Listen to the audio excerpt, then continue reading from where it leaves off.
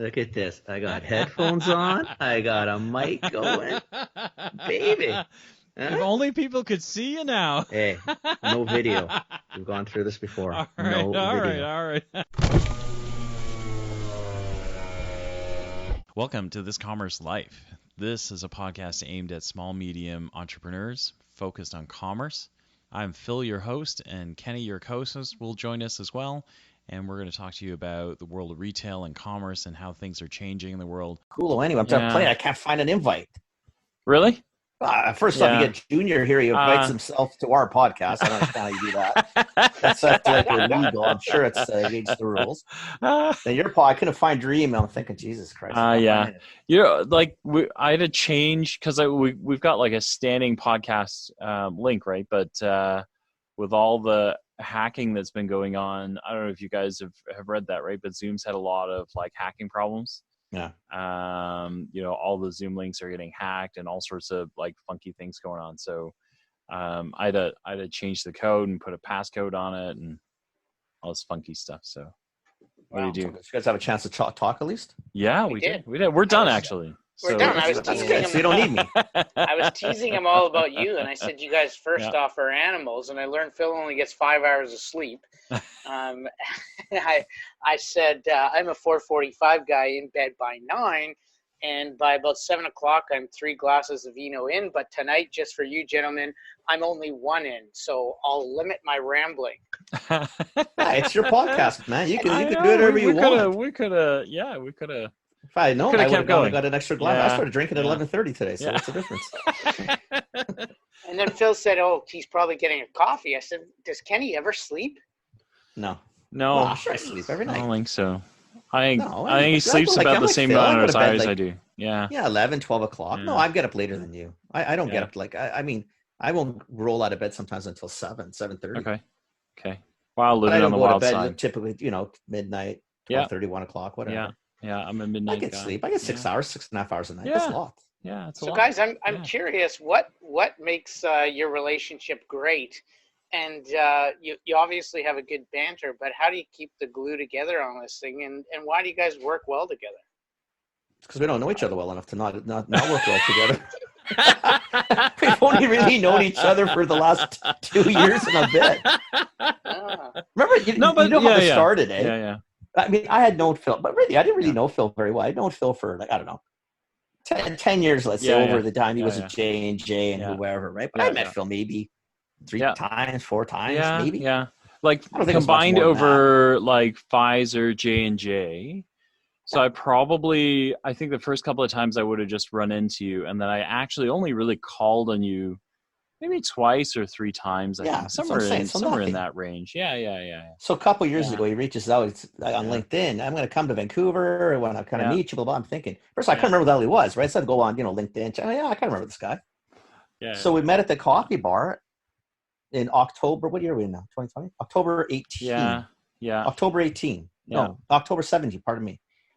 And he comes up, the podcast, and I don't know how to do shit. Like, Jordan, that's not my gig, right? Well, that's not what, so originally, because originally, like, I was out there speaking at the retail. I don't know how you're doing it. I was speaking at a gig, and then I figured I was out there anyway, and I, Kenny's a fairly well-known buyer, right? And I called on him before, so I thought, I'll just call him and see what's going on. Like I'm a network sort of guy. I probably, until COVID started, I was probably doing like 20, 30 coffees a month, right? Like somewhere in there, like, because I network a lot. And so I'd said to Kenny, hey, let's catch up. Like I'd love to hear what you're doing. I think you had literally just left. No, I was a year and a half gone. Oh, really? Yeah. Okay. I didn't realize that. But anyway, so we met at the coffee bar, and then we just started yakking. And it went really well, right? Like I think we were hanging out for like an hour and a half, a couple hours. And it was a great conversation. And then we kind of both said we should keep this going. And Kenny said, I don't know what that means. Like I don't know how we keep it going, but that'd be really cool. And I went, I've got an idea. I'll call you when we start figuring this out. And I was like, we should do a podcast. And he was like, I don't know what that is, but sure, So and then I think we started recording like a month later. A month I think later. it took me like a month to get set up, and then Nice. we're you're episode 122. Wow. Yeah. We've done it. We've done every week. You guys both have very voices made for the radio, deep. But definitely don't have faces made for Don't TV. have faces. So. Commanding. But I got that squealy little bitch voice, so I'm going to try my best to make it nice and monotone for you guys. All you need to do is get a better mic. So people don't think you're talking to a 12-year-old. Mind you, I look like a But you look like a 12. What's the 15-year-old, difference? So, hey, there you go. We'll roll with it, see where we go. Oh man. So for the audience, we've got a guest on tonight. Jordan, do you want to introduce yourself? Yeah, introduce yourself. Yeah. Oh, sure. Why are you here? So, well, I was going to say I'm sure we're recording, but I wasn't sure of the agenda, so I prepared a couple things. This is Didn't it. know where you guys wanted to go. Yeah. We don't know where we want to go. Wherever you want to go. But you know what? I'm going to throw it back on Mr. Vanucci to introduce me and see what he comes up with. So, Kenny, don't do that. Why you got to be like that for? Kenny, make it short and sweet and snappy. You really want me to do this? I want you to do it. Let's see what you know what? think. Okay, I'll tell you this. Then It'll be I'll like a announce Phil. You know what? I don't remember where I met you. I'm trying to think of that today. So I was thinking, what the hell did I meet that kid? So I don't remember when we met. So help me with that first. Give me context. When did we meet? Yeah, I think I recognize the power of LinkedIn in 2009 when I first started, and you were still buying at LD, and I had this crazy Anchar chili sauce, and you were also one of the first adopters of LinkedIn. And I was really nervous because it's like, oh my God, this guy's a buyer. He's God, he's like the greatest thing ever. And I debated for like 4 or 5 days, like, what am I going to say when I reach out to Kenny? I have this brand. I think it can work in LD. My manufacturer's all over me because they see LD, 78 stores. They found out I was connected to you on LinkedIn. So like, go talk to Kenny. And I'm like, I don't know the guy, but I'm going to try and make it work. So it was literally just a message, Kenny, I think, that I reached out. I think if I remember, I think you were actually persistent though.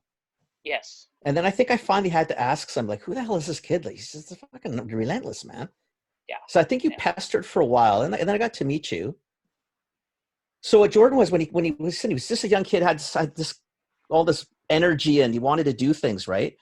And it was there were niche lines at the beginning, right? And then when I got to get to know you better is when you started really getting heavier into plant-based. Yeah. Right. You didn't call it that at that time. I don't even think we were calling it vegan. I think it was very niche-y, but you were already gravitating to that world. So Jordan was one of these kids he's a kid. He's a young man. He's a kid. One of these kids who's got this energy, and he's got this, if you talk to anybody who knows him or knows of him, they'll all say the same thing. He's got this energy about him, and he really gets excited and wants to do things. And it's a funny one because there's things that he's done where you're thinking, Jordan, please don't do that, because it's like you're pushing a mountain from the base. It might be good exercise, but nothing's going to move here, right? So you're trying to get him to do that, but he's a persistent shit, and he keeps going, and he's hit a bunch of home runs. So now he's become this little guru of the plant-based of world. So there's a lot of people. I mean, I send tons of people to you for that reason. I tell people, oh, I got plant-based. Don't talk to me. I'm going to tell you the kid. You'll talk to this guy. This guy knows everything about it. This is the kid you will talk to. So that's what I do with Jordan. So that's the reason I've known Jordan. I've known him for a bunch of years through London Drugs. Had some meetings. Can't remember if I bought anything from you. I know I liked the crackers at one time. I remember that. And other than that, and I think when I left London, you had called me up, and we were doing some stuff together. Trying not just to, because I had more experience than you, was trying to give you a little help with some certain things here and there. But really, he's just like our expert. He's our expert plant-based guy now, man. That's the guy I send everybody to. Yeah, thanks, Kenny. You nailed it. I'm trying to be I'm trying to be the Canadian version of GT Dave. So if you've seen GT Dave, he's a kombucha savant. The guy created the kombucha category. He's very much into health and wellness. He looks like a male version of a Ken doll, an actual Ken doll, and is a pretty provocative CEO. But no, all jokes aside, I'm really passionate about the plant-based space, finding disruptive brands, bringing them into the Canadian market, and giving value to retailers. And now, as I transition and learn a lot more, and that was helped by really realizing from a younger age, starting in this business, I certainly am not the smartest guy in the room. So in order to overcome that, I surround myself, or try to surround myself, with people who are 10 times smarter than me, been there, done that, and put myself on the line and ask, how did you do it? Give me the keys to success. And then the follow-up is to work harder than the guy beside me who also wants that business. So Kenny's for sure been a mentor, a great guy that, when we do chat, we always have provocative conversations, and I value him and want to continue to keep him in our network. And certainly since the time I met Kenny to where we are now, the business has fundamentally changed, and we have some really cool changes coming up that I'm excited to share. Oh, it's cool. Okay, so let's. He's one of the brighter ones in the room, by the way, too. He's not. He's a bright kid. Yeah, no, I got that already. Yeah, he's definitely there. You know what it was more than anything, because I'll talk to you now. We'll leave Jordan alone for a minute. You know what it was is that like he was on the plant-based concept when it was vegan. Yeah. And brought it more to plant-based, because vegan sounds really bland and signifies to most people, oh my God, you're eating sawdust and anything that has no flavor. Yeah, so the transition to a plant-based was a smart move. And I know you didn't invent that, Jordan, but the bottom line is, for most of the people I know within our space, you're one of the first ones to really take the plant-based idea and call it that and go for it. So, you got a lot of kudos in there. You've done a lot of things right. And if you talk to most people, they'll say the same thing. You're just a very energetic, passionate guy who, you're not scared to take a chance. And what's really nice about you, or good about you, and what you did say, is that you're not scared to not know something. I don't know this. Ask somebody who might know, right? And most people don't do that. So, take credit for that too, because that's a pretty solid approach. Yeah. Okay, so ask away.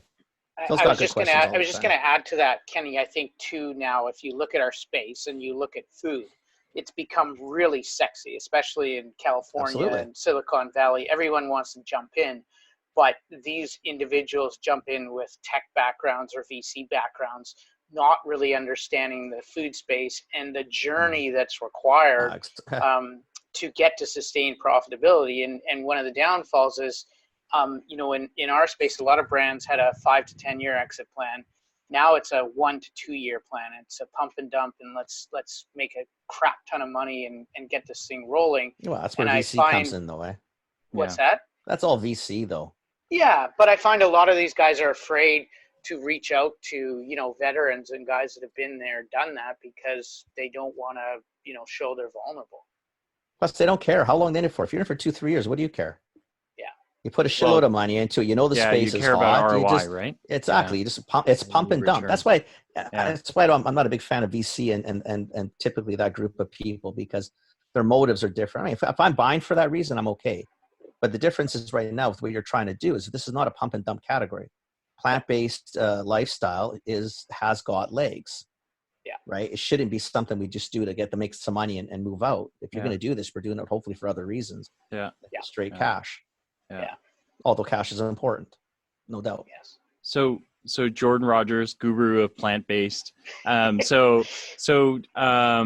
want to round you out for the audience. I have a ton of questions. I'm so curious about all this stuff. So do you run, what kind of business do you run, like a broker sort of business, or what's the business that you run or that you anchor? Great question. So we just had CHFA in Vancouver, one of the last trade shows not to be affected by COVID. And as Kenny said, I'm a little shit disturber. Enjoy utilizing social media, getting my name out there, getting our clients' names out there to grow the brands. And as such, people always come up to me and say, "Hey, how's a broker business doing?" And I'm like, "Oh my God." Whenever someone says, "How's a broker business doing?" I feel like I want to take a shower. Okay. Because I realize, hey, that model's broken, literally, and tons of reasons why, which we can talk about or not. So our business, Lloyd-James Plant-Based Sales and Marketing, has 3 pillars of revenue and how we help folks. Ultimately, it's taken me 6.5 years to discover what our real vision is. And that's to lead plant-based brands on the journey to profitability. So how we do that is 3 ways. The first is our Insights program. We put together what was called the Retail Ready program, where we work with US brands who are looking to come into the Canadian market, but they have no idea of their competitors, what the SRP is. They have no idea about calculating the P&L, and there's a major, major gap here. So we service them to essentially go out, look in distributor catalogs, look in retail, show them the real cost of doing business, the messy middle. I'm a big fan of Scott Belsky. If you guys haven't seen him, he's awesome. And we package that up, partnered with another older gentleman, Bruce Wallinger. We package that up over 3 to 4 weeks. They get some take-home modules, and essentially we give them the data that they need about the Canadian market to make strategic decisions. Do I go to this retailer? Am I prepared? Is my P&L set up for profitability?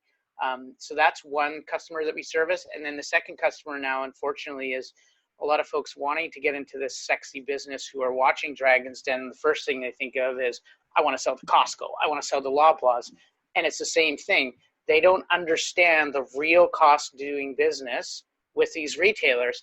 And sure, there's tons of accelerators out there, boot camps, etc., but they're focused more on the front loaded stuff, which is business planning. Mm-hmm. There's no knowledge about the actual stuff that's happening, the real cost of doing business, as we know, slotting fees, payment terms, brokers, commissions, yada, yada, yada. So we also help them understand that through the what we're rebranding as the Retail Guidance Program. So over the last 2 years, we've helped 17 brands go through this, and then the plan is for them to graduate onto the representation side of the business, which is essentially brokerage, we'll call it that, where our model is less brands, but more channels of distribution.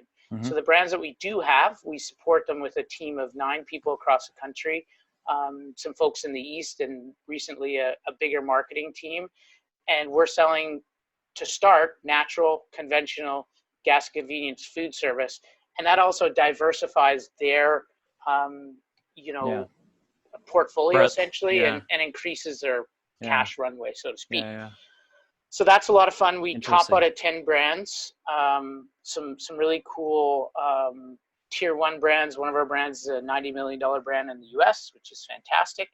And then the last pillar is the investment side. So last year we were successful in achieving a large PO for one of our brands at Walmart. It was about $200,000. And the brand came to us and they said, guys, we don't have the capital for the raw goods. That's another part of business they all forget. I was like, are you kidding me? I'm like, that's how we get paid. So of course, I'm an emotional guy. Like I hit, the panic button. I'm like, oh my God, what do we do? But we thought creatively, and we put together a family home office. Again, people much smarter than me. And we made a convertible note investment of $150,000 US in the brand, which now has turned into equity. And that's been fantastic for them. From the investor's perspective, it's smart money because we're managing that brand. Yep. And from our perspective, we're more aligned with that brand down the future. So those are our 3 pillars: the education piece through the Retail Guidance Program, the representation piece through us working the brands on a daily basis with retailers, and then finally for certain manufacturers, the investment piece. Okay. Awesome. Thank you. A pretty cool model. Thank you. Yeah. We got into who you are pretty hard. So I wanted to just lay that out because otherwise listeners probably going like 20 minutes into this guy's pretty interesting, but we don't know what he does. Right. So I wanted to make sure we laid that out. That's super interesting. I have like a million questions on the plant-based side of things. Like this is such an interesting industry that I feel like very, very few people really understand. Would love to, I guess I'd love to do a couple of things. So one is, I think, again, context for the listener is if you could if there are a couple of like really popular brands out there that people would understand, they could be yours, they could be somebody else's. That would probably help people ground themselves in what these brands are, and then a sense of this industry and where it's going, which I know is a fully loaded question. So maybe like a couple of brands that would help. Context. Yeah. Sure. Let's talk about probably the most covered brand in the news, which is Beyond Meat. Do we want to go there and talk about that? Whatever you want. Sure. Yeah. Well, that helps, right? That helps because I think at least people understand what we're talking about now. Yeah. So, a couple thoughts around Beyond and what they've done well. And I'm in no position to really judge what they haven't done well. I can just provide some observations because, again, I'm a peon, a little guy. So I will share what I think they've done really well, which is they have increased the accessibility of plant-based brands to the masses. They've opened consumers' eyes to the fact that, dude, you know what? Eating meat 3 to 4 times a day is probably not a good thing for the environment, not a good thing for animal welfare. We all know it's treated, some animals are treated poorly in the production of meat. And then most importantly, it's probably not good for your cholesterol levels. So they've really opened the dialogue and broken down barriers for that, and have shown people, for the most part, that plant-based eating can taste good, and they've got a mass appeal. So, they've really grown through multiple points of distribution through retail and also food service. So kudos to those guys. And that's also opened the eyes of retailers to look at other plant-based items because they're seeing so much growth being driven from Beyond. So I think of those ones I know, I always get it wrong. Tofurky, yeah, sure. Tofurky. Yeah, that's how good my plant-based is. And then I guess the only other one I know, which may or may not be the same thing, but is Vega, I guess. Yes. Like the Vega was one of the first larger ones right? that really took like based in Vancouver, I think, for a long time. I think they've been bought now along the way. Yeah, but Charles sold 2 years ago now, I think. Yeah. Yes, and Vancouver is a real hub of plant-based. You have Vega, who was acquired by White Wave, one of my former employers, Danone. Okay. Yeah. Who also, Hey, you're a Danone employee as well. I am. I am too. Yeah. I Nice. did yogurt on the consumer side for a couple of years. Helped Walmart grow their business in Canada, or Danone at Walmart. Yeah. Oh wow, you would have worked with a guy named John St. Martin. Yes, John St. Martin. There you go. Guy. Wow. Yeah. Small world. Yeah. So I mean, if you look at what Danone did, they were category captains in growing Activia, and then moving into Greek. And we all know, unfortunately, what's happening to yogurt and dairy. And albeit unfortunate, in COVID situations, dairy farmers are having to dump their fluid milk right now. But Danone saw their tonnage decrease, so they acquired White Wave, which owns Silk, among other brands, and then White Wave acquired Vega. So that's kind of how. Yeah. Okay. So if you look at that category, wow, ripe for innovation in the yogurt set, and seeing all of the plant-based yogurts kind of come in now. That taste as good as the conventional yogurts. So. Yeah. The coconut stuff is amazing. At the end of the day, though, plant-based, the most important thing is, similar to gluten-free, keto, whatever. I don't care if it's organic, plant-based, natural, whatever. It has to taste good, and that's the first real,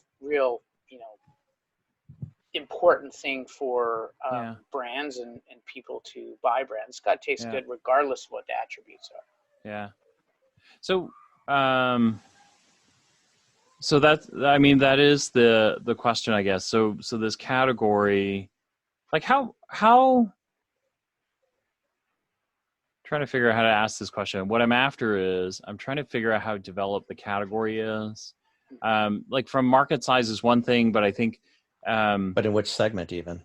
Yeah. I mean, like overall, there's like this growing awareness to some of it. I think plant-based is kind of grows in pockets. Vega oddly enough, is one that I knew. I actually like their drinks, but never even thought of them as plant-based for a very long time, right? I just knew them as Vega. I knew that I really liked a certain segment of what they did. And then it took, I don't know, probably a couple of years of consuming this stuff before I actually started looking at the company and realizing what they really did. Is that, like, from a consumer awareness, is this kind of new, or is this just a category that has flown under the radar for a very long time? That's a great question. I think it's there's more awareness around it. One thing we're really passionate about in working with our retail partners is complete set integration. So when you talk about set integration, that's finding the plant-based cheese beside the conventional cheese counterparts, the Beyond beside the regular meat counterparts. Mm-hmm. And right now there's a lot of confusion with retailers. Where do we merchandise this stuff? How do we deal with it? Mm-hmm. For me personally, and to give an example to the listeners, take, for example, the store within a store for organics. I hate that. Can't stand it. I hate going into a grocery store and being pigeonholed into some corner. I'm like, listen, if I go in that corner, talked about this, eh? I know I'm paying like 15% more. Forget it. I want to. You look like a freak. Yeah, I want to see who goes the down there. You want the conventional- hippies. What's put Rice Krispies next to Rice Krispies? I know. But Beyond Meat, Beyond by the Bee. You know why? Because I might even look at it. I never even thought of it. I hate when they do that. I hate it. So yeah. I want to see the conventional stuff beside the organic counterparts. Let the consumer make the decision. Exactly. There's so much confusion. Also with some of our big retail partners in Western Canada, you're dealing with buyers who are managing an organic category and have hundreds upon thousands of SKUs, and they're overwhelmed. So our preference when we, look at where we're going to place these brands is to actually work with conventional buyers and show them the successes in the States or in Europe, primarily in Europe, about set integration and the value of having plant-based items beside counterparts. How's that going for you? It's a struggle. Really? We're getting there. We're getting there for sure. But Kenny and Phil, think of it this way, okay? You're a busy mom going into the grocery store. You have 3 kids at home. You consume beef, but you have 2 of your kids who have allergies or restrictive diets. How would you feel if you have to go in one area to get the beef, and then you have to spend 3 or 4 minutes searching for the other beef equivalents for your kids? But it doesn't make sense. Stupidity. It's not just make sense. It's stupidity. No, so there's I guess no logic to it. I think that's where I was going with some of this. Is I think about, so my middle daughter is 14. When she was 4 or 5, they suspected she had a gluten allergy, and so for about 5 months, right, the allergist had us, buy gluten-free, so we could, test the theory and just figure it out. And at that time, that's 10 years ago, gluten-free was exactly that, right? You felt like a leper, right? You were going in and buying frozen cardboard, so that you could take it home and eat it. Or there's a tiny set, right? There's like all this bread, and then you've got this little, not even 4 feet, right? Like 2.5 feet that you could choose from, that was gluten-free. Now it's all over the place, right? Like it's hit that kind of common mainstream. And I guess with plant-based, I was wondering where we were in that evolution. So it sounds like we're just starting to hit the mainstream. You've got a section now. You're trying to break out into, look, like this is a viable protein alternative. We need buyers in mainstream to recognize that and start merchandising. The unfortunate part, you need, Phil. You need. It's no different than when I started buying the natural sets at London 10, 12 years ago, whatever the hell it was, is at that time, we should put the organic coffees in a set over here and make a natural set. What Jordan had done, I said, well, why would you do that? Why? The idea is to get the Melita user to buy Kicking Horse. Mm-hmm. Yeah. Not for the Kicking Horse person to not know you have it or walk around the store, or have a Melita person doesn't even know that's coffee. That's stupidity. Yeah. Put it together. Like that's the whole point. Is to try to educate and show people what you're trying to do. Your challenge in retail is, Jordan, as you know, and Phil, because you've been around long enough, you know as well, the best way to things into mainstream, you need a major to buy the brand. Mm-hmm. Because the Proctors, the Crafts, your old J&Js, all these companies dominate and control these sets. Well, and they control the buyers with how much money yeah. they can throw at these sets. And the problem is you don't get the wiggle room to go and bust out a couple spaces of Kellogg's to get a gluten-free cereal or a plant-based cereal next to that. Or you can't bust out of getting a Teisel or a Maple Leaf to give you any room next to their products. But that's the stupidity of a retailer. I'm sorry, guys. I came from this. It's not the way to do it. Give people an option beside the conventional, and I will decide with my pocketbook which one I choose. But I can't choose it if you don't show me. But there is, I mean, it's stupidity, but it's also math, right? It's like it's short-sighted math. You've got 10 codes or 20 codes, that carry the category. I'm not defending it. It's short-sighted though, Phil. You're right. I buy the way but it is short-sighted, it's right? Short-sighted. And to have someone like Danone who owns White Wave, Danone's that's why it's a good move. These guys are killer at categories, right? Like they kind of walk in and just both ways. No. I but at least you're going to get into the right spots. That's why it's unfortunate that for a lot of these little guys, the way you're going to get shelf space, you almost got to get bought up, and hopefully the big guy's not an idiot and doesn't destroy it, which a lot of big companies seem to have understood now. Let them run. Yeah, you can own them, but leave them alone. Yeah. But if you look at that, a good example I'll give you is Maple Leaf Foods, who came out with Light Life, which is their plant-based line. Yeah. Light Life was in the States. They bought them. They came up to Canada within 6 months. Out of nowhere, they got, I think, 8 or 9 SKUs in every major retailer across the country. Boom, just like that. Well, I guess so. What are you going to say to them? Maple Leaf has got money. They've got the shelves. The distribution's there. I don't have to list the vendor. I don't have to do anything. It's easy peasy. Yeah. But the difference is, and this is what kind of shocks me, and I appreciate what Maple Leaf does on the conventional protein side and also on the plant-based side. But, they did a pretty bonehead move. They came out with a 50-50 burger recently. A 50-50 burger. Why bother? I know, half plant-based and then half meat. It's not you dip your foot in here. It's either all or nothing. And if you make something plant-based, it better be damn well good and taste the same, if not better than the conventional one. So for someone like Maple Leaf to come out with a 50-50 burger confuses the hell out of the consumer. Yeah. And it's also, in my opinion, complete greed.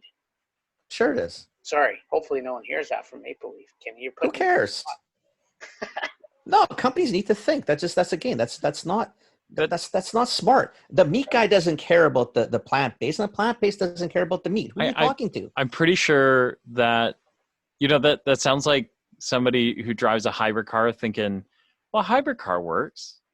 It should work in, it works for cars. It's got to work for burgers, right? Like, a little different, right? I don't think the philosophy is the same, right? It's it's a whole different mentality. It's a half-baked idea that nobody finished thinking about.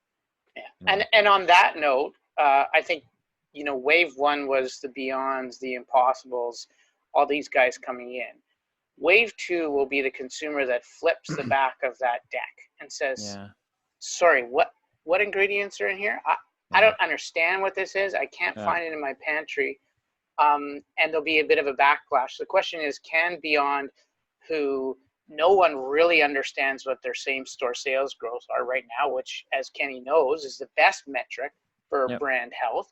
Anybody can grow if you get $80 million through points of distribution and just opening it up. Yeah. But the question is, once consumers wake up to the fact that it tastes a little, chemically, and I don't understand what the hell's in this, Wave 2 will be more of the natural guys who will have, products that are clean ingredient decks and also taste good. So we're really excited to kind of see that Wave 2 come up. I think that's going to, sorry, Phil. I think when that'll happen, Jordan, that'll happen when the plant-based people, the manufacturers, start to understand, I don't need the burger to taste like a hamburger. You know why? Yeah. If I'm a vegan, I never had a hamburger anyway, so who gives a shit what it tastes like? Yeah. And if I'm a vegetarian, I'm not coming to the other side right now. Yeah. Unless you tell me it tastes good. Don't tell me it tastes like chicken. Don't tell me it tastes like beef. You're full of shit. The only way you can do that is you got to put a ton of crap in there, and at that point, I'm better off where I was. Tell me that it tastes really good. Yeah. This is a great burger. Don't tell me it tastes like beef. You're full of shit. It doesn't. Tell me it just tastes really good. And make sure I can read it. Like you said, I want to be able to read it. If I can't, if it's a chemical chain 6 miles long, why am I even bothering? Yeah. I'm better off to stay with the beef. Yeah. Like don't cloud it. Just make a really tasty, great product. That's all you have to do in this game. And as you know, the market's not vegetarian vegans. There's about 600,000 vegans in Canada, 1.2 vegetarians. The market's a flexitarian. So if you're not winning their taste buds over, you're dead. Exactly. It's like when the gluten-free came out. If you were talking to celiacs, there's 600,000 celiacs. Yeah. There's 38 million people in the country. Yeah, Who cares? Not that food bad for celiacs. You got to have your food. I get it. Yeah. But that's not how you're trying to convert. It's the middle ground people like me that would say, you know what? Yeah, if it tastes good, I'll try it. I mean, what do I care? I'll put it on the Barbie if it cooks well and it tastes good. Shit, yeah. I don't mind cutting back once in a while. Take a burger off, put that on. I have no issue with that. But there's an element to that too, right? Like so the the Netflix of the world and all of this stuff around the economics of meat, right? Like greenhouse gases, all that kind of stuff. Sure. I'm going to buy a V8. That's how much I care about. Yeah. I mean, I'm going to buy a Corvette. You think I give a rat's ass about? No. Save the world later. I'll watch you go. I'll do something else. What I'm saying is, I think for a flexitarian I think we're getting to a point where there is a tipping point where they'll say, as long as it tastes good, it's got to taste good. And then you can tell me that I'm not going to make the world worse by eating this. That'd probably be enough to make me switch right now. Like I mean, you think of like, so this is where like, things like cars is a similar kind of proposition, right? And I can see why Maple Leaf, ill-advised would have gone down this road, but like people are driving hybrids for all the same reasons, right? They're kind of like, I can't make an electric jump, right? Because I don't understand how long is it going to go. How long is it going to go? I want to drive 800 kilometers. I get all that. But I could do this. I could modify the way I drive. If I get a hybrid, I can use gas. It's got a bit of a safety anchor for me, and then I get to try out the electric and kind of figure out what I want to do.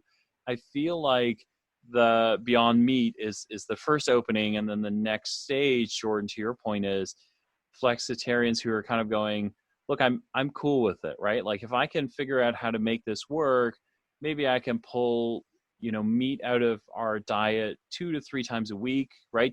Maybe two times a week. Huge. Huge. And then if it doesn't hurt the environment more, I'm okay with that, right? Like, and then if I really like it, maybe I'll try and swap a couple more things out, right? Is what I'm thinking. That's the only way it's going to win, right? Buddy. Like it feels like you're kind of on the cusp of making this thing a real category. Well, no, it's a real category. I mean, like a mainstream category. But you have to be seeing that happening, Jordan. You've been doing this long enough. You are seeing, I'm sure, more and more buyers not looking at this. I hope they're not looking at this as what at the beginning, 4 or 5 years ago, because very niche and you wanted to try it. Like you've got to be looking at it as I need this in mainstream because there is a demand for this product, these products, and just pick the ones that taste good and that are clean. And there's lots of them, lots of them. I think though, the challenge remains, Kenny and Phil, like take, for example, plant-based cheese we represent right now. We're competing with diet. It's a tough one, eh? It's a cashew-based cheese. It's really good. It melts, but it doesn't perform as well as cheese. So when we go to a buyer, sure, we can talk to them about the customer. We can talk to them about merchandising. But at the end of the day, buyers want security. They want to know if I take this out, it's going to replace this in terms of dollar value. Look at the shredded cheese.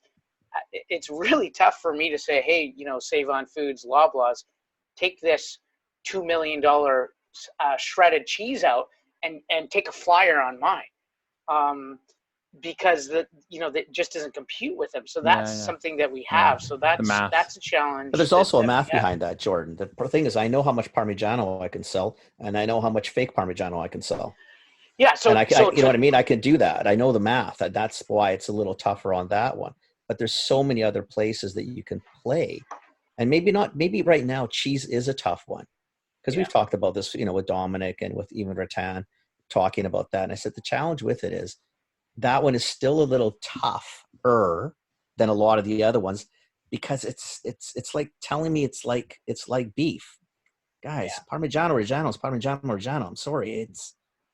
It is what it is. But here's where this is what makes new categories so difficult, right? Is you either,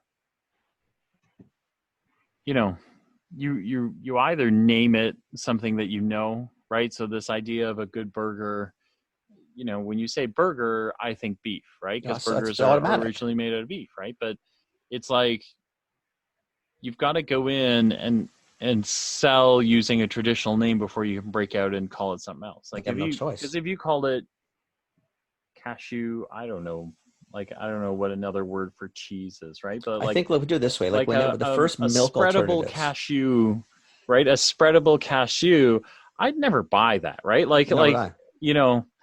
But there might be an instance where I might go, oh, cashew cheese. Like you can do it, Phil, once you establish. If you think about it, you're right. Jordan's too young. There used to be a company when they first started doing milk alternatives, like sort of the true dairy alternatives. The company was called Milk, MLK, because in Canada you couldn't call it milk. Yeah. Right. And there's a bunch of guys I know there were trail that all tried to do this. But when the first ones came out, even almond milk, like they were all trying to be that. Yeah. Yeah. Once they did get a little bit of a following, you can get away from I like almond milk, but I don't consider it almond milk. No, it's a milk substitute now. I use it as a substitute. Silk we don't buy doesn't dairy. even use the word anymore. You don't right? need like to anymore, silk, but it just takes that time. To get. Yeah, I agree. You know what I mean? And sometimes that's the packaging. Yeah. You put it in a nice 2-liter cardboard with a look of milk, and it just takes some. But that took 10 years before that even really started to go. Let me ask you guys this. Then you have a coffee man X-Bar. You have another CPG guy.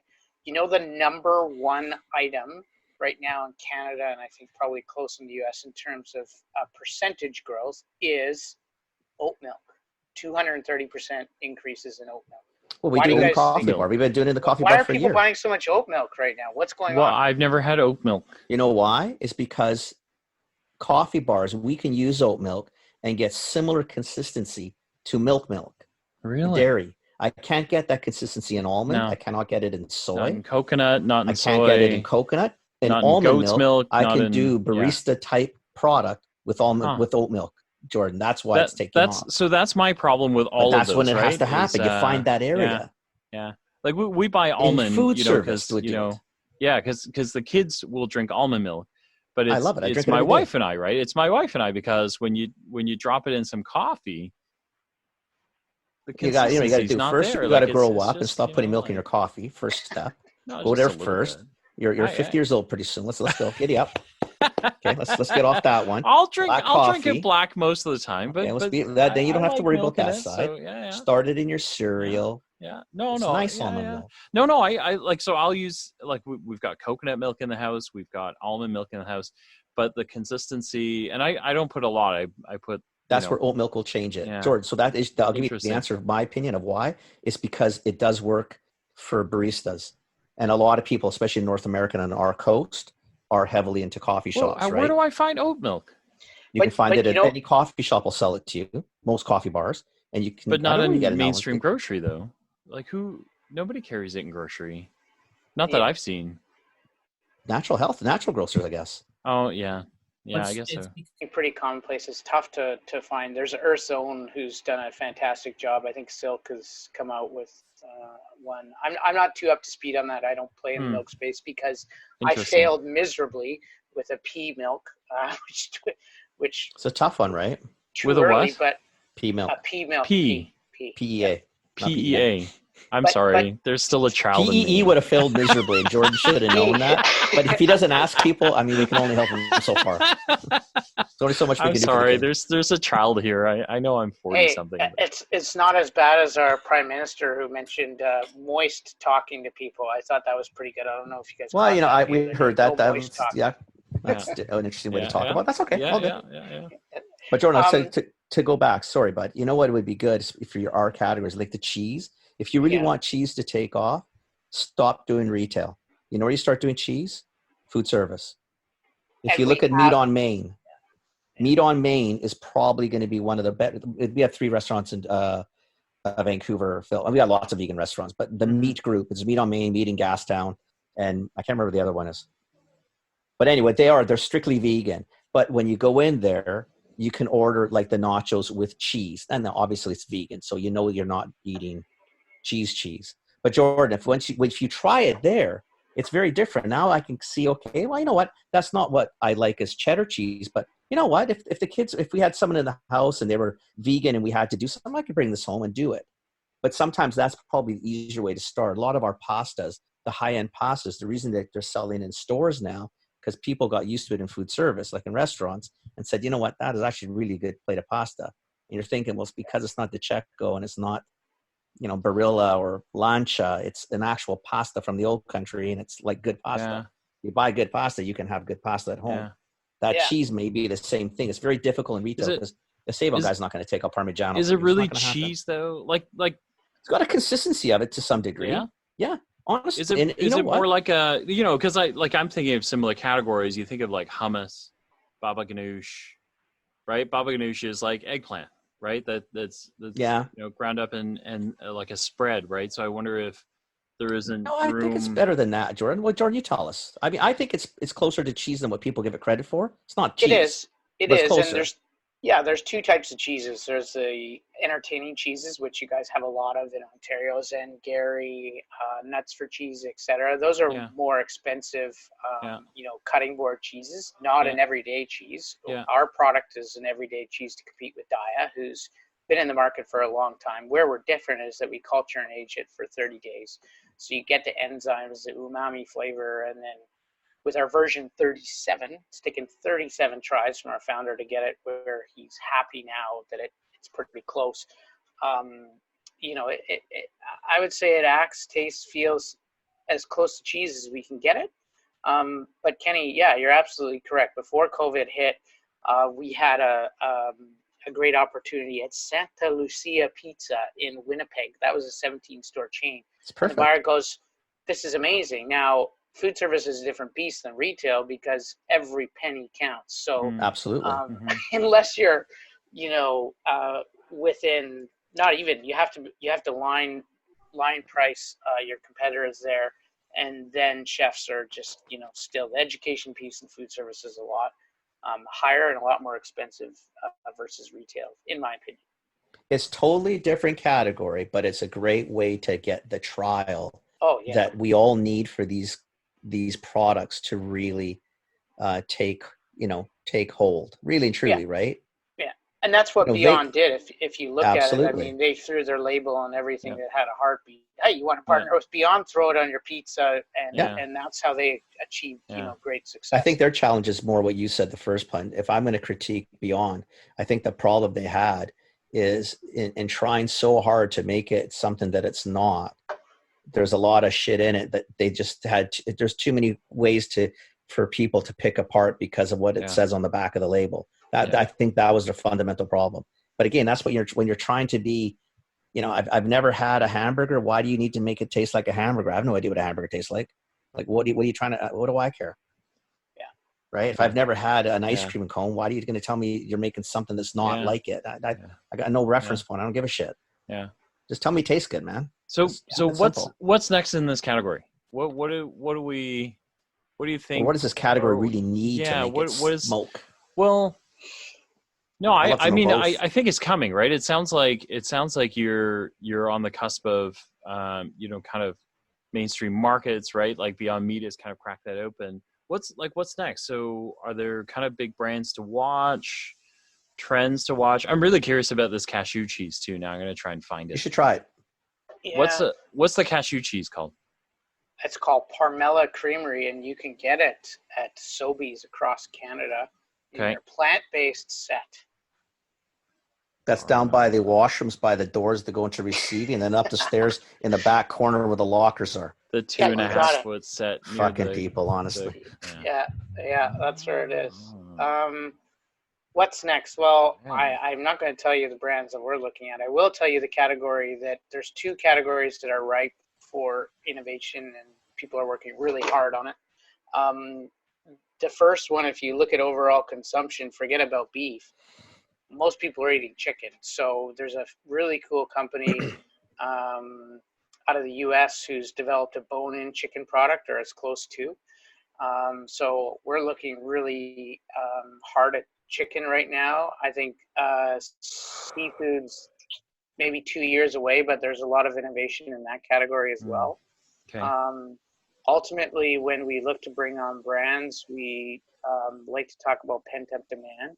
So that's a mature category with strong sales, but maybe having some declines or fatigue, and then looking at a plant-based alternative or similar product to fit in there. So categories right now that are ripe for innovation, I think, are I talked about the chickens, definitely the butters and spreads and dips.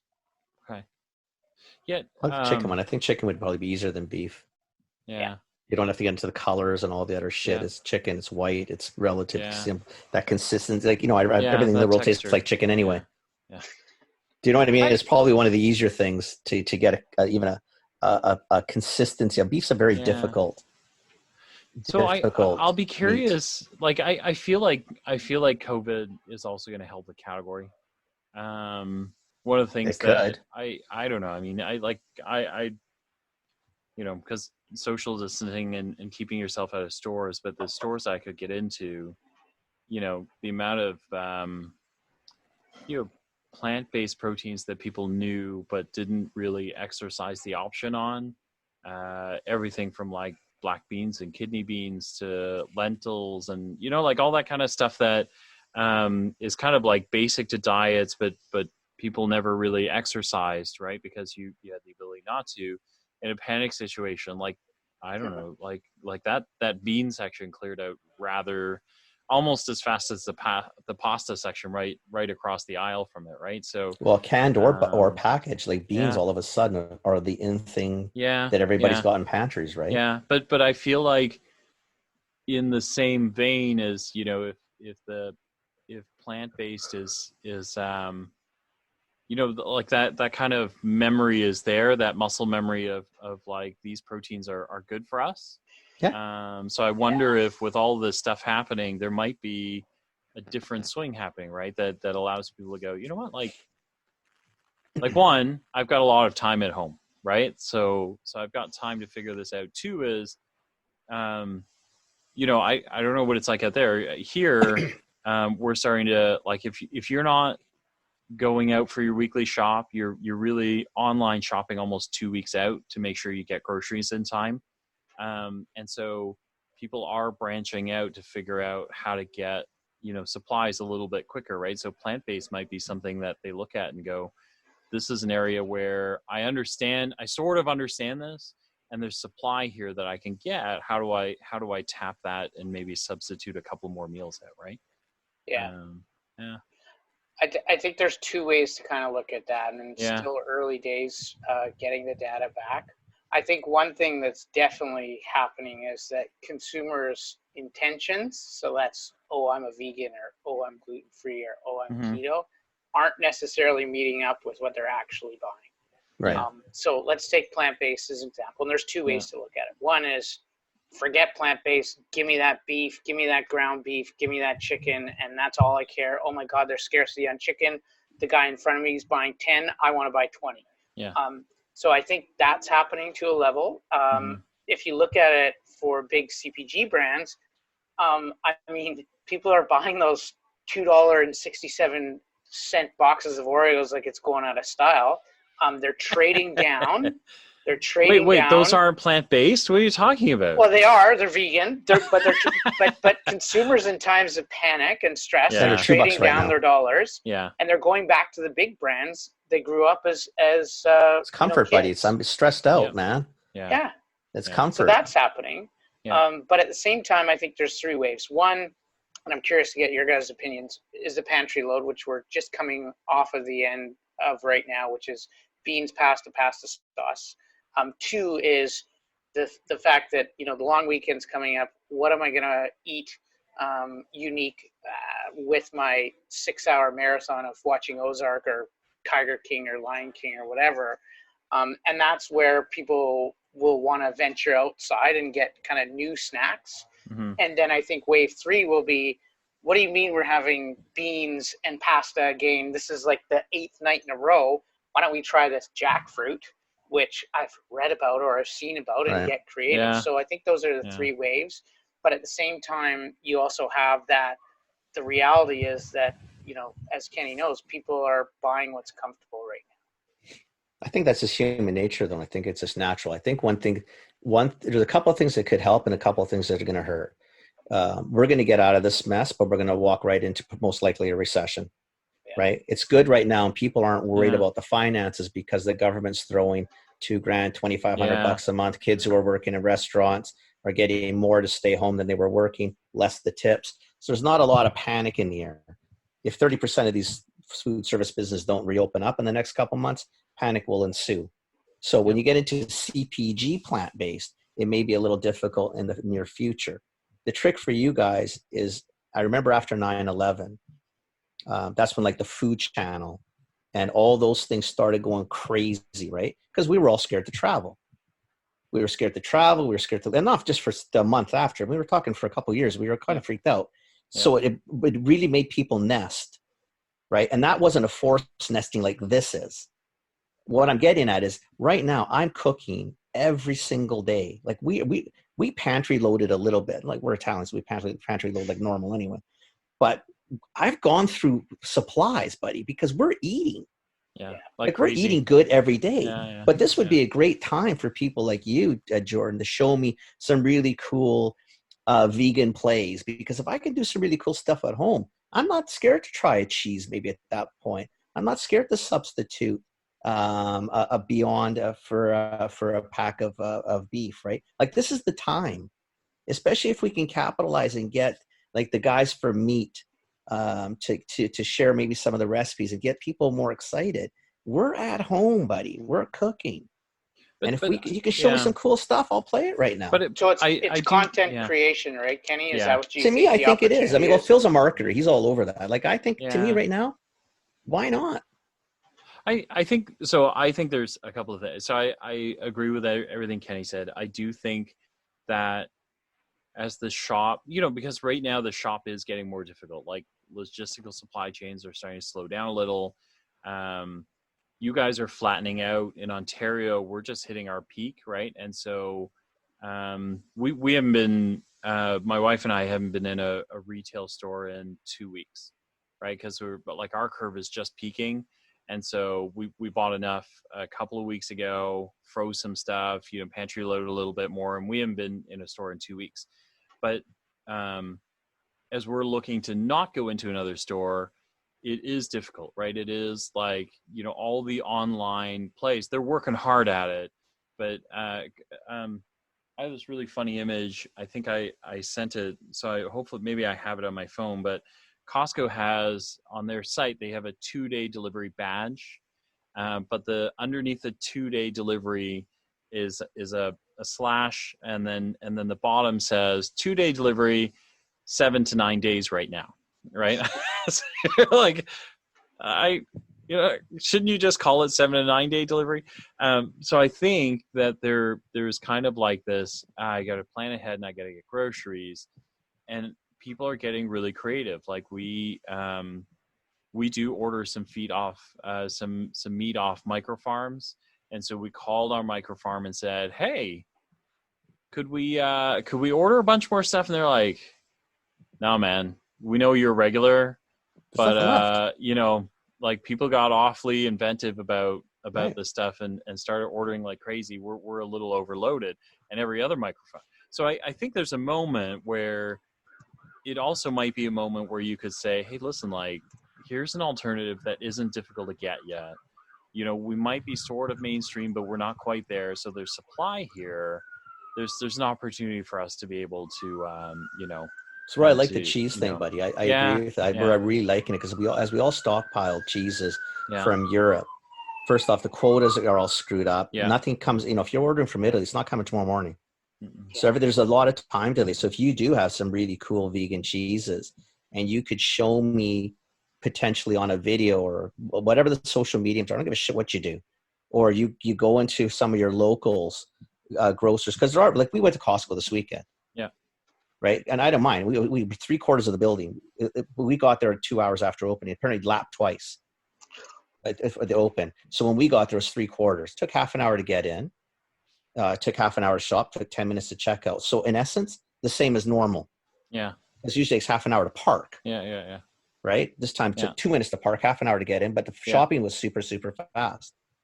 So there are people still going into shops and stuff. It's hard to demo right now, obviously, and things like that.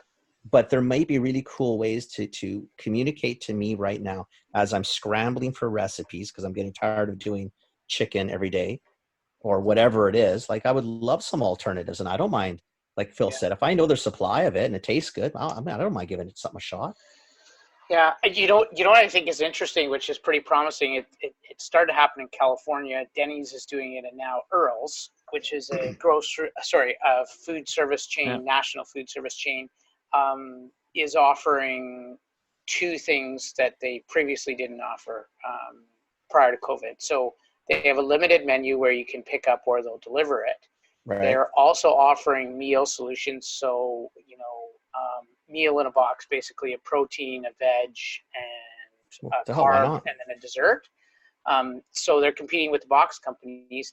But what's really cool is when I was talking to my buyer about potentially looking at some snacks, she said, yes, but not right now, because what we want to do is we want to support Cisco and GFS, who supply us the eggs, milk, bread, cheese, etc., which also supports those suppliers.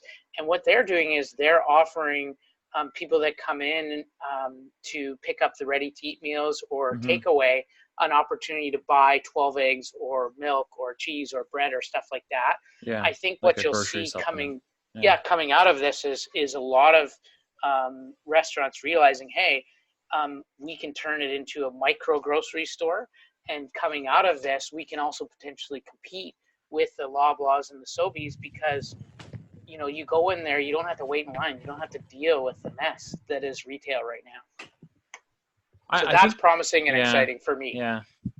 I think on the content side, my content brain is kind of losing its mind.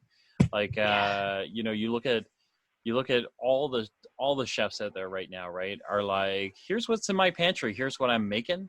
Right, because there is kind of this, like, you might as well inspire me now, buddy. I'm home, right? I've been home for a month. Because I made all the Pillsbury stuff like 3 weeks in a row, and the kids don't want to eat any of that crap anymore. What do I do now, right? If you're not a scratch baker, any of those sort of things, and I do think, like, people are eating more and they're snacking more, is kind of what I've seen, right? So from if you look at like Instagram or any of those, the afternoon snack, the afternoon drink thing, like an iced coffee, that sort of thing, seems to be, right now you can indulge, right? So if I have a lighter lunch and then I grab a snack in the afternoon so I can take a break, because I've been staring at if you're idiots like Kenny and I, you've been staring at your screen all day on Zoom calls or whatever. So there might be some really neat opportunities to be able to introduce, a different sort of snack for the afternoon, right? Like, how many Oreos can you eat? Really, we're a month in, right? Like, we're a month in. So the first 2 weeks, you're like, it's not much more. We're going to be 800 pounds. It's going to be more than a month, right? Like, and I think that's the thing is like, it's going to be more than a month. And then you're looking at it going, okay, so I ate Oreos for the first 2 weeks because it was okay, right? I was stress eating. I was comfort eating. The fact that I went and doubled my Oreo order for the last 2 weeks, I got to stop this, right? Because I got the COVID-15 now, right? So what do I do now that sets me on a different rhythm? It might be an interesting place to go, hey, you know what? We've got a different taste here. This pretty tasty snack, like a chance to pair this and do something a bit different. There might be something there. It might be something there to like reach out to some of these chefs, or like so who's not introduce it online with right somebody. now? Yeah. Who's not online right now? I think whatever, to play into you, Phil, whatever food company can create a new occasion for consumption and brand it as a snack time or something else, it's a COVID occasion for consumption, and really runs with that and says, hey, it's okay to do this, we'll come out on top. Do you know, so the idea I just had, if you use it, you should use it. But I would make a Zoom tea time, and I would send, I don't know, like Chuck did it. Whatever. Yeah. Like I would totally, but I would send a tea time pack or something like that to like 30 people and get them on Zoom and just go like, look, at 4 p.m. Eastern Standard Time, we're all having tea time and you're all having the same snack and we're all going to open and unbox it together. So you can kind of like, so imagine you get cheese like time. Maybe that's when you do your cheese time. And that's what I mean, right? Because then you manage the whole thing. Maybe you get a handful of partners, or maybe you've got enough brands in your own stable to go, we're going to send you, cheese, a box of crackers. Yeah, cheese, box biscuits, of crackers, a really nice drink. Like is there a protein shake or something like that? And we're all going to sit down and shoot the shit. And this is a really great, like 3:30. I've got the munchies. It's not dinner. It's not lunch. And I am fucking tired of Zoom because I've been on like 18 Zoom calls today and I need something to eat besides cereal. Right? Exactly. Like, and then like to be able to record that, hopefully what you get is some really cool footage out of it. Right? Because people, I mean, you get idiots like Kenny and I on. We'd be like, I like the packaging, opening the packaging, this tastes really great. Right? Like, and then you start to get, some footage in there that maybe allows you to let that go viral a little bit more, right? Like, love it. There's a ton of opportunity. I mean, we were talking to people because I have 2 food distributors, and it's easy to do when you have people in places. Yeah. What a great time to cook. Yeah. What a great time to show me what to do with your lovely cheese. Yeah. Right? Don't sell me a package of cheese. Sell me the romance around it. What does it do? Tell me what I can make with it. Show me how to, a 5-minute video, just a 2-minute video. Show me how to make a really great mac and cheese. Yeah. Homemade, no fucking around, box shit. Like, show me how to do it. Because it changes the game for me, right? It's a different thing. I'm telling you, after 9/11, that's why honest to goodness, today's foodies started after that horrific event because we parked. We were scared to move. People were scared to go to restaurants practically. And then when you had 2008 and then that little dip in the recession, everybody pulled back money. What do? You watch Food Channel. You get inspired. Right? So, right now, what are we doing? We got nowhere to go. We have no restaurants. So we're scared to go out. I cook. Yeah. I told one of the I'm watching cooking shows again. The meal prep companies out there. I told them that they need to do what they need to do is dinner dates. Like, so, right. so like we have very good friends that live 40 minutes away. They're almost identical to us. They're an Indian family, and they have 3 kids like our family. And on Saturday night we had dinner with them. So we jumped on, and then we decided both families are gonna make the same food. That's kind of cool. Do you know what I mean? Like, so then it's like you're eating together. So you literally were like eating together, right? So we actually used the same recipe. We committed that, like we picked something both families really love, right? So we made something really simple, like chicken stew with rice, but same ingredients, same everything, and made it. And so they look relatively the same, right? And so the kids, it was funny because the kids said to us, we don't want to share cameras. So everybody in my family set up their laptops. So it was ridiculous, right? Like we had a dining room table with like 5 laptops, kind of crammed together, and then each had a bowl of stew, right? And on their side, they had the same thing. But it was really neat, right? Because then you actually had dinner together. I like that. Like in my head, I feel like tea time could be a really cool thing because you could make it a community event. You could make experiential. You could do an unboxing. Could have a lot of fun with it. It's a great way to try things. Yeah, could be a really neat commercial opportunity. You for sure. companies could now send this.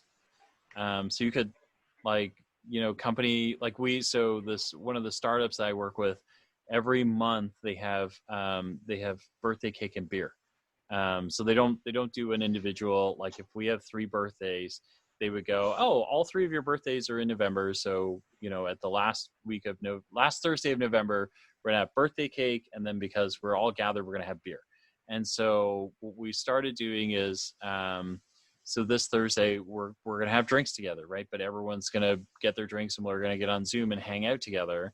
If you want to bring cake, right? But there might be something really neat here where you go, listen, like, I'm actually like, we're going to send you every employee the same kit. So when you open it, we're all eating the same stuff. We're all hanging out together. Like, literally, we're going to try the same thing together. I think it's cool. Yeah. I got two examples of companies. Yeah. One is Mindful Snacks in Ontario, who has seen their business plummet as a result of this and who are pivoting. So if you want to put that together, let me know. I'll connect you to James and those guys. And then there's another guy in Vancouver who is supplying EA Sports, Plenty of Fish, etc., and his business has plummeted. But I love your idea of tea time. I think the other opportunity for consumption, which everyone is having, is a movie kit essentials. So here's your Netflix survival box. sharing night. Yeah. Which is Sunday nights now in our house. Yeah. And we got too many of them, like films. Like, I don't want to watch a film. I want to watch a movie. I want to get lost. I don't want to sit there and have to think at the end, Jesus Christ, what the hell did I just see? Because I don't want to sound like the only simpleton to catch the underlying nuance of this fucking film. We started rotating, eh? So the five of us, we're on a rotation, so everyone gets to pick. So every, like, Friday, Saturday, Sunday now, we watch one movie together as a family, and somebody gets to, like, so we're working our way through. So my youngest daughter, what did we watch? We watched so my wife had never seen The Wizard of Oz, like the old 1930s 1939 version. Yeah, 1939. So we watched that together, and then my youngest daughter wanted to watch Harry Potter. So then the next we went from Wizard of Oz to a Harry Potter movie. So you could add a plant-based cheese with a plant-based cracker with an oat-based cappuccino. Look at that. Look at the opportunity, Mr. Jordan. Hey, I know. Yeah. Pay attention.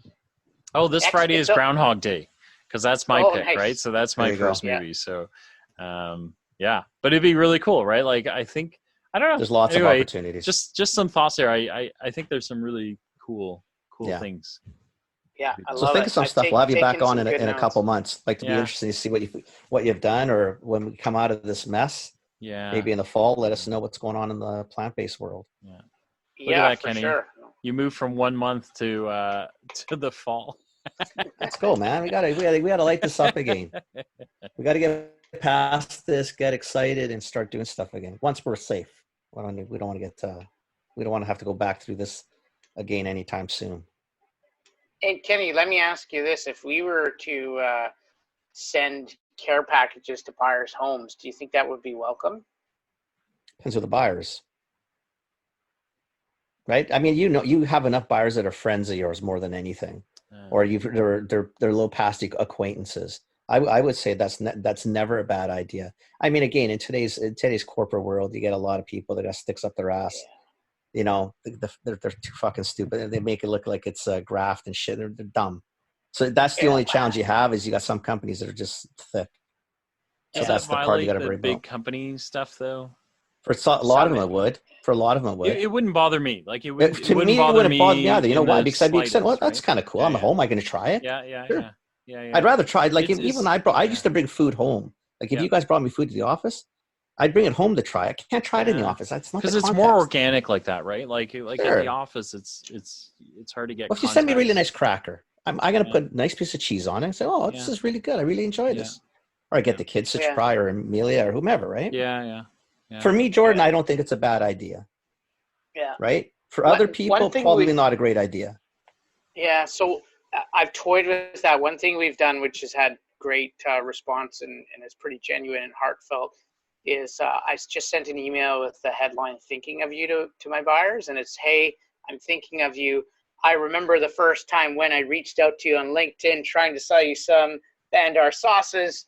I really appreciate my business with you. Send. And actually that has gotten a lot of responses back from people, because it says, hey, I'm thinking about you. Here's a little story. Plus a chuckle. You're thinking, that shit, man. He bugged me forever on this thing. He just wouldn't leave me alone. Yeah. He's a persistent little guy. He just picks at you. Yeah. There you Anyway, go. this is an hour and 20, eh? We're over Oh, limit. too Yeah, long. we're definitely over, but this is such an interesting conversation. We'll have you back. Yeah, we'll have you Thank you. back. Yeah, definitely come back.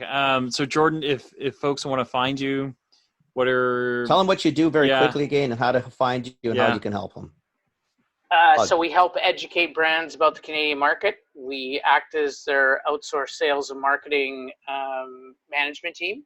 And then we also provide financing to elevate the brands to the next level. And you can find us at Lloyd-James.ca, or you can send me a text to my personal number, which is 604-679-9965. Awesome. Perfect. I'll or you put can those find in them the on show LinkedIn. notes as well. Yeah, and you can. Or you can bug LinkedIn, me and Phil. I mean, Phil yeah, can or direct LinkedIn. you to Jordan if you need. Yeah, for sure. No problem. For a small fee. Yeah. So we'll take out of Jordan, not out of you. You can. The contact is no problem. We'll pick on him. There you go. He's a big rock star now. Awesome. Look at him. Yeah, He right. looks like $1 million already, right? Amazing. Yeah, right. Amazing. All good. Jordan, thanks for jumping on. Thanks, man. Thanks for having me, guys. Yeah. No, it was our pleasure. It was a lot of fun. Thanks. Yeah. All right. That's the end of this Commerce Life. We'll be back soon with the next episode. Thank you for joining us. We hope you enjoyed it. Give us feedback. Tell us what you think. Subscribe, like us, join us, share us, tell your friends about us.